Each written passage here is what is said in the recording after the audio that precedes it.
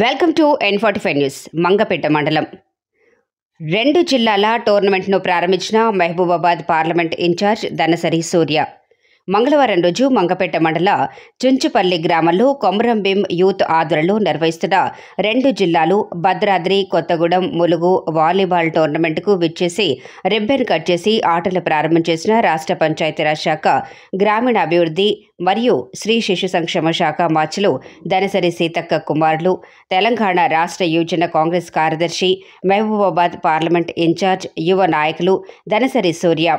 ఈ సందర్భంగా సూర్య మాట్లాడుతూ ఈ టోర్నమెంట్ నిర్వహిస్తున్న కొమరంభీం యూత్ వారికి శుభాకాంక్షలు తెలుపుకుంటూ యువత క్రీడల్లో రాణించాలని, క్రీడా స్ఫూర్తితో పాటు విద్య కూడా ముఖ్యమని, విద్యతో కూడిన క్రీడా స్ఫూర్తి ఉన్నప్పుడే అనుకున్న లక్ష్యాన్ని చేరుకోవచ్చని వారన్నారు. త్వరలోనే క్రీడలకి సంబంధించిన క్రీడా మైదానాలు తదితర అంశాలపైన ఇప్పటికే అధికారులతో మాట్లాడిన సందర్భాన్ని గుర్తు చేశారు. యువతకు ఎప్పుడు ఏ అవసరం ఉన్నా మీ సూర్య మీకు ముందుగా గుర్తు రావాలని కోరారు. ఈ కార్యక్రమంలో భాగంగా నియోజకవర్గ కోఆర్డినేటర్ బ్లాక్ కాంగ్రెస్ అధ్యక్షులు ఇర్సవడ్ల వెంకన్న, మండల అధ్యక్షులు మైలా జయరాం రెడ్డి, జిల్లా ప్రచార కమిటీ చైర్మన్ పూజారి సురేందర్ బాబు, హ్యూమన్ రైట్స్ అండ్ ఆర్టీఐ జిల్లా చైర్మన్ జగన్మోహన్ రెడ్డి, జిల్లా అధికార ప్రతినిధి అయ్యూరి యన్నయ్య, జిల్లా ప్రచార కార్యదర్శి మరియు single window director Kodam Balakrishna, జిల్లా social media coordinator Karri Nagendra Babu, SCCL జిల్లా ప్రధాన కార్యదర్శి దీకొండ కాంతారావు, యూత్ కాంగ్రెస్ జిల్లా ప్రధాన కార్యదర్శి కోడల నరేష్, బ్లాక్ కార్యదర్శి తుమ్మూరి రామ్రెడ్డి, మండల వర్కింగ్ కమిటీ అధ్యక్షులు చెట్టుపల్లి వెంకటేశ్వర్లు, కొంగతి సాంబశివరావు, ఎస్సీసీఎల్ మండల అధ్యక్షులు పల్లికొండ యాదగిరి, యూత్ కాంగ్రెస్ మండల అధ్యక్షులు మురుకుట్ల నరేందర్, సీతక్క యువసేన మండల అధ్యక్షులు సిద్ధాబత్తుల జగదీశ్వరరావు, మండల సీనియర్ నాయకులు కొమరం అబ్బయ్య, పగిడిపల్లి వెంకటేశ్వర్లు, ఇందర్ప లక్ష్మణ్, ఎక్స్ఎన్పీటీసీ బొచ్చు వెంకన్న, కాకర్ల శ్రీను, గంగర్ల రాజారత్నం, చందర్లపాటి శ్రీనివాస్, గంగర్ల నాగరాజు మరియు జిల్లా మండలాల యువజన నాయకులు, మండల సీనియర్ నాయకులు తదితరులు పాల్గొన్నారు. రోజుల్లో మీరందరూ మంచి పౌరులుగా ఎదగాలని చెప్పేసి కోరుతున్నాను. చాలా మంది మనలో బానిస మద్యానికో లేకుండా దేనికో బానిస అయ్యి ఇక్కడే ఉండిపోతున్నారు. ఎంత ఏదున్నా కూడా దానికి బానిస అయితే మాత్రము ఈ ఊరికే పరిమితం అవ్వాల్సి ఉంటుంది. అవన్నీ మానేస్తేనే మనం కొంచెం ముందు ఒక స్టెప్ వేయగలుగుతాము. మీరు ఆదర్శంగా ఉండాలి. రాబో తరానికి మీరు స్పోర్ట్స్లో ఉంటున్నారు, మీరు ఆదర్శంగా ఉంటేనే రాబో రోజుల్లో కూడా ముందు తరానికి మీరు ఆదర్శంగా ఉండి ఆ పలానా వ్యక్తి మంచి స్పోర్ట్స్లో కోటాలో ఒక జాబ్ కొట్టాడు అని ఆదర్శంగా ఉంటేనే ముందు తరం కూడా మిమ్మల్ని చూసి ఆదర్శం తీసుకుంటారు. లేదంటే మీరు అలానే ఉండి ఆ యూత్ కూడా అలానే ఉంటే ఊరికి మంచి జరగదు, మీకు మంచి జరగదని ఈ సందర్భంగా తెలియజేస్తూ మీ అందరికీ ప్రతి ఒక్క టీంకి ఆల్ ద బెస్ట్ చెప్పుకుంటూ మళ్ళీ మనము తప్పకుండా ఫైనల్ రోజున కలిసి మీకు గేమ్స్తో ఇది ఒక కప్పులతో పాటు నా తరఫున ఏదైనా మంచి గిఫ్ట్ అయితే తప్పకుండా ఉంటుంది. నా ప్రోత్సాహం అయితే ఎప్పటికీ ఉంటుంది. ఇంకోటి నేను తెలియజేసిన ఏంటంటే మనకి లోన్స్ కూడా నేను కూడా మాట్లాడేవలసింది ఏంటంటే చాలా మంది మన వాళ్ళు లోన్స్ పెట్టుకుంటున్నారు కానీ వాళ్ళకి అవ్వట్లేదు అని చాలా మంది నా కంప్లైంట్లు వచ్చినాయి. నేను కూడా welcome to N45 news. Kothagudem Bajaj auto showroom bike repair విషయంలో నిర్వాహకులతో మనోవేదనకు చెంది షోరూం ముందు ధర్నా నిర్వహించిన అశ్వరావుపేట బాధితులు. The consumer rights commission Bhadradri జిల్లా వైస్ చైర్మన్ శ్యామ్ ఆయనకు న్యాయం చేయాలని డిమాండ్ చేశారు. బండి తీసుకున్న ఒక 10 days నుండి కూడా బండి ఆగిపోతుంది. రన్ అవుతూనే పడిపోవడం కూడా 3 సార్లు జరిగింది. ఎందుకు అట్లా పడిపోతుంది అంటే బండి ఆగిపోయి ఇంజిన్ ఆగిపోయి స్టక్ అయిపోయి టచ్ పెట్టి బరబరబన కోసేస్తూ బండి పడిపోవడం జరుగుతుంది. నేను అశ్వరావుపేటలో కూడా ఇన్ఫార్మ్ చేశాను. వాళ్ళు ఎటువంటి స్పందన లేదు, నీ చేతనే నువ్వు చేసుకొని అంటున్నారు. ఇక్కడికి వస్తేనేమో ఇక్కడ కూడా నేను గత 3 సంవత్సరాలు నేను 2021 నుండి కూడా తిరుగుతూనే ఉన్నాను. ఎటువంటి స్పందన లేదు. ఇక్కడికి వెళ్తే అక్కడికి వెళ్ళండి, అక్కడికి వెళ్తే ఇక్కడికి వెళ్ళండి, మీకు అమ్మిన వాళ్ళు ఎవరో వాళ్ళని అడుక్కొని అనే ఇక్కడ షోరూమ్ వాళ్ళు అంటున్నారు. అక్కడికి వెళ్తేనే మేము అమ్మలేదు, మీకు అమ్మిన వాళ్ళు సుధీర్ గారు, ఆయన అడుక్కొని ఆయన మాకు అప్పచెప్పారు. Welcome to N45 news. Pedda Shankarapeta abacus Vedic మ్యాథ్స్లో నైపుణ్యత చాటిన విద్యార్థులు, పోటీలకు ఎంపికైన పేట సంస్కార్ విద్యాలయ విద్యార్థులు. సంగారెడ్డిలో విశ్వం ఎడ్యుకేషన్ టెక్నాలజీ ఆధ్వర్యంలో ఆదివారం నిర్వహించిన జోనల్ లెవెల్ మెదక్ ఉమ్మడి జిల్లా, సంగారెడ్డి, సిద్దిపేట, మెదక్ జిల్లాల అబాకస్ వేదిక్ మ్యాథ్స్ పోటీల్లో పెద్దశంకరంపేటకు చెందిన సంస్కార్ విద్యాలయ విద్యార్థులు అత్యుత్తమ ప్రతిభ కనబర్చి రాష్ట్ర స్థాయి పోటీలకు ఎంపికయ్యారని పాఠశాల కరెస్పాండెంట్ సీతారామారావు సోమవారం తెలిపారు. పెద్దశంకరంపేట సంస్కార్ విద్యాలయం నుండి 14 మంది విద్యార్థులు పోటీల్లో పాల్గొనగా అబాకస్ విభాగంలో 4వ తరగతి చదువుతున్న అంబటి కౌశిక్ మొదటి స్థానంలో నిలవగా, వేదిక్ మ్యాథ్స్లో 7వ తరగతి చదువుతున్న భానుప్రియ మొదటి స్థానంలో నిలవగా, 7వ తరగతి చదువుతున్న రాగం సుదీక్ష ద్వితీయ స్థానంలో నిలిచారు. జిల్లా స్థాయిలో ఉత్తమ ప్రతిభ కనబర్చి రాష్ట్ర స్థాయికి ఎంపికైన విద్యార్థులను పాఠశాల కరెస్పాండెంట్, ప్రిన్సిపల్, ఉపాధ్యాయ సిబ్బంది, విద్యావేత్తలు తదితరులు అభినందించారు. ఈ కార్యక్రమంలో principal Vasantalakshmi, abacus in-charge Lavanya తదితరులు పాల్గొన్నారు. Welcome to N45 news. Peddashankarampet మద్యం సేవించి వాహనం నడిపితే కఠిన చర్యలు. అల్లాదుర్గ సీఐ రేణుకారెడ్డి. మెదక్ జిల్లా ఎస్పీ బాలస్వామి ఆదేశాల మేరకు పెద్దశంకరంపేటలో భద్రతా ప్రోగ్రాంలో అల్లాదుర్గం సీఐ రేణుకారెడ్డి వాహనదారులకు డ్రైవింగ్ లైసెన్సులు, ఇన్సూరెన్స్, ఆటో డ్రైవర్లకు యూనిఫామ్ తప్పనిసరిగా ధరించి వాహనాలు నడపాలని, కారు, ఇతర వాహనం ప్రయాణం చేస్తున్నప్పుడు సీట్ బెల్ట్ తప్పనిసరిగా వేసుకుని జాతీయ రహదారులపై నిర్ణీత వేగానికి అనుగుణంగా వాహనాలు నడపాలని అన్నారు. ఆటోలలో పరిమితికి మించిన లోడ్ వేసుకుని నడిపించరాదని, మద్యం సేవించి వాహనాలను నడపటం వల్ల వాళ్ల ప్రాణాలతో పాటు ఇతరుల ప్రాణాలు తీసిన వాళ్ళు అవుతారని అన్నారు. ఈ అవగాహన కార్యక్రమంలో Peddashankarampet SI Balaraju, ASI Sunitha, police సిబ్బంది పాల్గొన్నారు.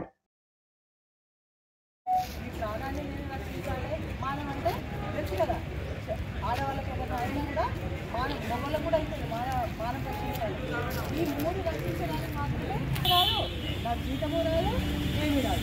అవునా కదా? అడిగిన దానికి సమాధానం చెప్పాలి. మీకు అన్నీ తెలుసు, కానీ మీరు అన్ని కావాల్సిన చేస్తారు. మీకు తెలియదని కాదు, నాకంటే బాగా సబ్జెక్ట్ మీకు తెలుసు. కానీ మీకు కావాల్సిన పోలీసు ఏం చూస్తున్నారా లేదని కొన్ని తప్పులు చేస్తారు. దానివల్ల ఎంత ప్రాబ్లం అవుతుందో మీకు తెలియదు. ఇప్పుడు డ్రమ్ వచ్చిందో పని ముందుకు. మీ పేరంటే బాను.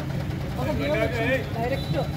ఒక్క కోరిక బాను అన్నదనుకో, ఏం కోరిక కోరుకుంటో ఆలోచించారు. ఒకటే కోరిక కోరుకో, నెక్స్ట్ కోరిక లేదు.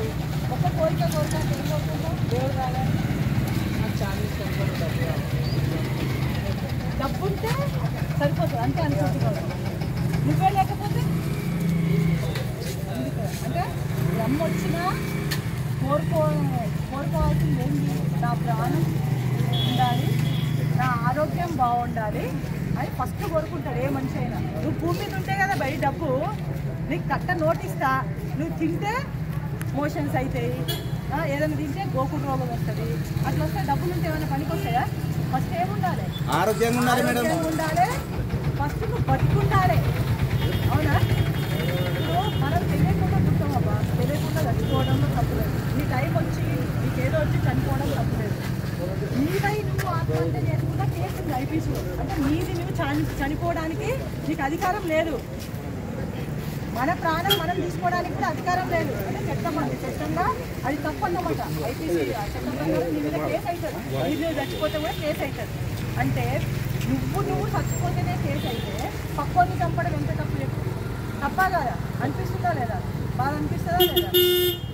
మేము కావాల్సి చంపం మేడం, అనుకోకుండా అయితే యాక్సిడెంట్ అంటేనే అనుకోకుండా జరిగేది కాబట్టి చచ్చిపోతుంది. దానికి నీ ప్రాణం నీకే కాకుండా రోజుకి 2 ట్రిప్పులు కొడతావు. మినిమం 3 నుంచి 4 ట్రిప్పులు. 4 ట్రిప్పులు అంటే 40 మంది. ఒక ట్రిప్పుకు 4 నిజాయితీలు అంటే 4, 5 వేసుకుంటే కూడా ఒక 50 మంది ప్రాణాలను నువ్వు రోజు వాళ్ళు తీసుకెళ్తావు. ఒక డాక్టర్ కూడా రోజు 50 మందిని కాపాడండి. ఎందుకంటే పిహెచ్డీ చేసినా, అమెరికా వచ్చినా డాక్టర్ దగ్గర 50 మంది ప్రాణాలు నమ్ముకొని కూడా రాదు కాపాడుతారని. అంటే 50 మంది నమ్ముకొని రోడ్డు మీదకి వస్తున్నప్పుడు మనం ఎంత జాగ్రత్త ఉండాలి? అవునా కదా? ఇంత బాగా జాగ్రత్త. నేను రానా చేసే గారు ఏమైనా తెలుసా? అందరూ చెప్పే కదా, ఈ శంకరం చేసి ఒక ఆటో డ్రైవర్ ముందు కదా, చాలా మంచి వాళ్ళు, చెప్పినట్టు తింటారు, చాలా రూల్స్ పాటిస్తారని చెప్పారు. నమ్మాలా నమ్మొద్దు? అబద్ధం చెప్తున్నారు. ప్రేమ కొద్ది ఆయన ఎగ్జామ్. మరి మేము రావాలన్నప్పుడు నా పిల్లల్ని ఎట్లా కాపాడుకుంటాం? మిమ్మల్ని అట్లా కాపాడుకోవాలి కదా. మేము కాపాడుకోకపోతే మా తప్పే కదా. ఛాలెంజ్ ఎందుకు వేస్తారు?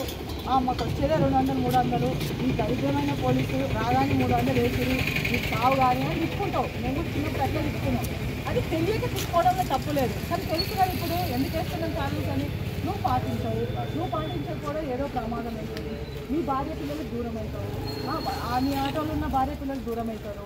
ఇన్ని ప్రాబ్లమ్స్ వస్తున్నాయి. ఒక్క చిన్న తప్పు పెద్ద ప్రాబ్లం ఏమి ఉండదు. 5-10 నిమిషాలు లేటు ఆలస్యంకి తొందరకి 5-10 నిమిషాలు లేదు. 5-10 నిమిషాలు పోయి ఇంట్లో అడిగేదే ఉండదు కదా. ఆ 5-10 నిమిషాల్లో మనం చేసి తర్వాత ఎంత బాధపడ్డా మనం తిరిగి రాదు. దయచేసి మీకు చాలా బాధ్యత ఉంటుందిగా. దేవుడికి మీరు అత్యధికంగా దేవుడికి మొక్కాల్సి మీరే. మీ చేతులు ఎక్కువ ప్రాణాలు.